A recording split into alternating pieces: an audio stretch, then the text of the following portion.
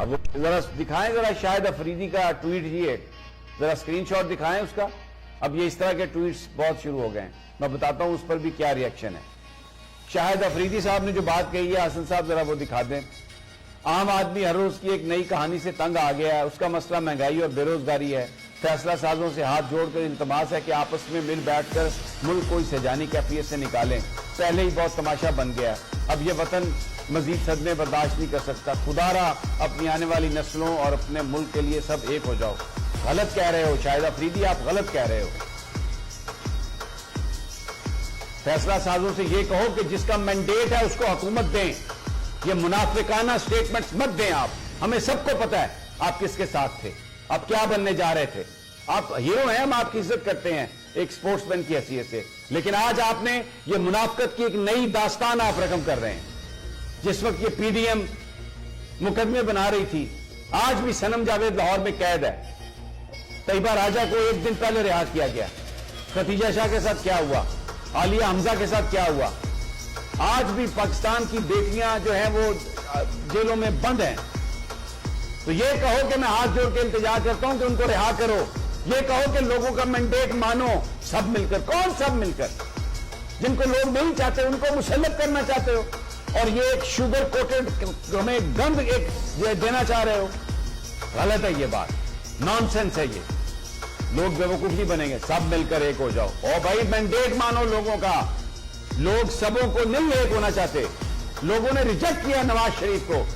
مولانا فضل الرحمان نے جو الزام لگائے ہیں وہ انہوں نے بھیج دی مریم اورنگزیب. میں آئی ریسپیکٹ ہر، لیکن یہ کہ فتنے کا سر قلم کر دینا چاہیے. شرم نہیں آتی آپ کو یہ بات کرتے ہوئے کہ سر قلم کر دینا چاہیے؟ ایسی بات کی جاتی ہے بھلا؟ بھائی آپ الیکشن میں ہرائیں کسی کو بھی، کوئی بھی کسی کا بھی، کیسے کسی کو اختیار مل سکتا ہے کہ سر قلم کر دیا جائے؟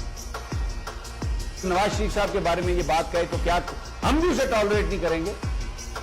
کیوں کسی کا سر قلم کیا جائے اس کے سیاسی نظریات کی وجہ سے؟ اور آپ کو کچھ حیا کرنی چاہیے. آپ ایک جماعت کو آپ ریپرزینٹ کر رہی ہیں. مجھے یقین ہے کہ اس جماعت کے ہر بندے کی یہ خواہش نہیں ہوگی. I believe it. لیکن آپ آ کے اس ماحول کو گرمانا چاہتی ہیں. آپ چاہتی ہیں کہ لوگ لڑیں آپس میں. آپ پی ٹی آئی کے لوگوں کو یہ کہہ رہی ہیں کہ عمران خان کا سر قلم کر دینا چاہیے تھا. آپ اشتعال دے رہی ہیں. آپ 9 مئی کی سہولت کار ہیں. اس دن بھی ایسے لوگوں کو اشتعال دلوایا جن لوگوں نے، وہ کون لوگ تھے؟